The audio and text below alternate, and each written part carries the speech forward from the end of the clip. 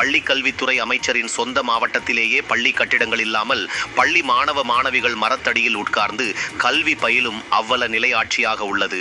பாரதிய ஜனதா கட்சி பட்ஜெட் விளக்க பொதுக்கூட்டத்தில் மாநில பொதுச் செயலாளர் கார்த்தியாயினி கூறினார். ராணிப்பேட்டை மாவட்டம் முத்துக்கடை பேருந்து நிலையத்தில் பாரதிய ஜனதா கட்சியின் சார்பாக மத்திய அரசின் 2025-2026 ஆண்டு பட்ஜெட் விளக்க பொதுக்கூட்டம் மாவட்ட தலைவர் நெமிலி ஆனந்தன் தலைமையில் நடைபெற்றது.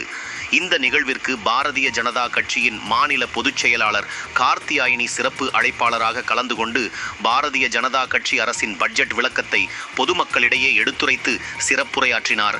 மேலும் கூட்டத்தில் பேசிய மாநில பொதுச் செயலாளர் கார்த்தியாயினி தமிழகத்தில் பள்ளிக்கல்வித்துறை அமைச்சராக உள்ள அன்பின் மகேஷ் பொய்யாமொழி அவருடைய சொந்த மாவட்டத்திலேயே பள்ளி கட்டிடங்கள் இல்லாமல் மாணவ மாணவிகள் மரத்தடியில் உட்கார்ந்து கல்வி பயிலும் அவல நிலை ஆட்சியாக உள்ளது என்றும், அதேபோல் கிருஷ்ணகிரி மாவட்டத்தில் உள்ள பள்ளியில் பயிலும் மாணவிக்கு 3 ஆசிரியர்கள் பாலியல் தொல்லை கொடுத்து சித்திரவதை செய்யும் ஆட்சியா என ஆவேசமாக பேசினார்.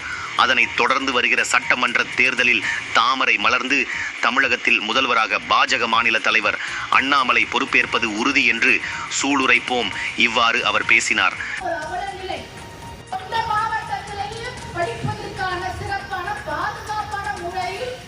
பள்ளி அறை இல்லாமல், கற்கின்றதுக்கு வகுப்பறைகள் இல்லாமல் இன்னைக்கு அந்த கிராமத்துல மாணவர்கள் மரத்தடியில் பற்றி எந்த காலத்தில் இருக்கிட்டு இருக்கோம். உலக நாடு வல்லரசு நாடுகளுக்கு முந்தி கொண்டு செல்கின்றது பாரத பிரதமர் நரேந்திர ஆட்சி. ஆனால் இன்று தமிழகத்தில் பள்ளிக்கூடத்திற்கு வகுப்பறை இல்லாமல் மரத்தடியில் எடுத்துக்கொண்டு அவர்களை எடுத்துக்கொண்டிருக்கிறார். இதுதான் திராவிட மாடல் அரசாங்கம் செய்கின்ற மிகப்பெரிய மாற்றத்துக்குரிய மக்கள் நலனுக்காக இருக்கின்ற ஆட்சியா? ஒரு பள்ளியில படிக்கின்ற மாணவி சிறுமிக்கு 3 ஆசிரியர்கள் பாலியல் தொல்லை கொடுத்திருக்கிறாங்க. இதை கிருஷ்ணகிரி மாவட்டத்தில் கேட்க முடிஞ்சதா? நாங்க கேட்கிறோம், டாஸ்மாக்ல என்ன பண்ணிட்டு இருக்கீங்க? ₹1 என்ன ₹1 கஜானாக்கு வருது. மீதி இருக்கிற ₹9 எங்க போகுது? தனிப்பட்ட முறையில் நேரடியாக அமைச்சரின் மூலமாக, அந்த இலாக்காவின் மூலமாக நேரடியாக தன்னுடைய சுய குடும்பத்திற்காக சென்று கொண்டிருக்கிறது. திமுக கோட்டை என்று கூறிக்கொண்டிருக்கும் திமுகவிற்கு ஒவ்வொரு செயலை உருவிட்டு பிறகுதான் அண்ணாமலையும் சிங்கம் இருக்கும். திருப்பரங்குன்றத்துல நீ சிரித்தால் முருகா சொன்னோம். உயர்நீதிமன்ற அறிவிப்பு கொடுத்து போராட்டம் நடத்தலாம் சொன்ன 1/2 மணி நேரத்துக்குள்ள குவிந்த கூட்டத்தை பார்த்து எந்த இஸ்லாமிய சமுதாயத்தை சார்ந்தவர்கள் எங்களுக்கும் இந்த நிகழ்வுக்கும் சம்மதம் என்று மறுப்பு தெரிவித்தார்கள். அதுதான் பிஜேபி. தமிழகத்தில் திமுகவுக்கு முடிவுரை கட்டிய பிறகுதான் என் காலையில் செருப்பு போட சொல்லியிருக்கிறார்களா? அது ஒரு தவம். பேசவே பொங்கலுக்கு நடந்த ஊழல் இந்த ராணிப்பேட்டை பேசாம போனா எப்படி? 2 நாளைக்கு முன்னாடி மாநில தலைவர் அண்ணாமலை அவர்கள் இந்த பொங்கல் கவேசிக்கு நடைபெற்ற ஊழலை எடுத்து பதிவு செய்த 2 நாள் கழிச்சு பதவி இருக்கா? முன்னாள் அமைச்சராக இருந்தார் இந்த மாவட்டத்தை சேர்ந்தவர்.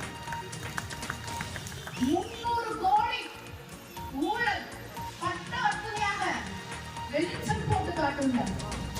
இது ஒரு சாம்பிள் தான்.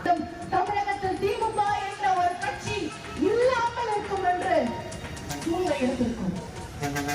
எப்படி நடக்கும்? ஒரு காலகட்டத்தில் கேட்டீங்கன்னா ஊருக்கு 2 பேர் இருப்பாங்க பிஜேபியில. இன்னைக்கு பாருங்க, புதிய மாவட்ட தலைவர் வந்து 2 நாள்ல அறிவிப்பு கொடுக்குறாங்க. எடுத்து நடத்துன்னு சொல்றோம், நடத்தி காட்டுறவங்க பாத்தீங்கல்ல. காசா, பிரியாணியா, கோட்டா? நாட்டுடைய முன்னேற்றம், என் எதிர்கால சங்கதிகளுக்கு சிறப்பான ஆட்சி கொடுப்பதற்கான உழைப்பு. இது உழைப்பு, இது நம்பிக்கை. நீ சொல்ற மாதிரி கிடையாது. என்ன ஓசி சோறு கிடையாது. உழைச்சி சாப்பிட்ட ஒவ்வொரு காரியக்கர்த்தாவோட சாட்சிங்க வந்து உட்கார்ந்து இருக்காங்க. மனக்கணக்கு கொடுக்காதீங்க, மனக்கணக்கு போடாதீங்க, மனப்பால் குடிக்காதீங்க.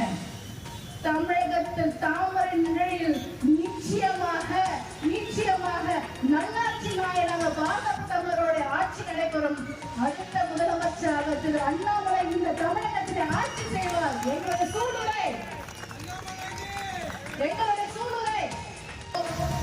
ஒருவரை வந்துட்டு மாதாந்திர சம்பளம் வாங்கி அந்த சம்பளம் எல்லாம் ஆண்டுக்கு கணக்கு சொன்னாங்க. 12 லட்சம் ரூபாய் ஆண்டு வருமானம்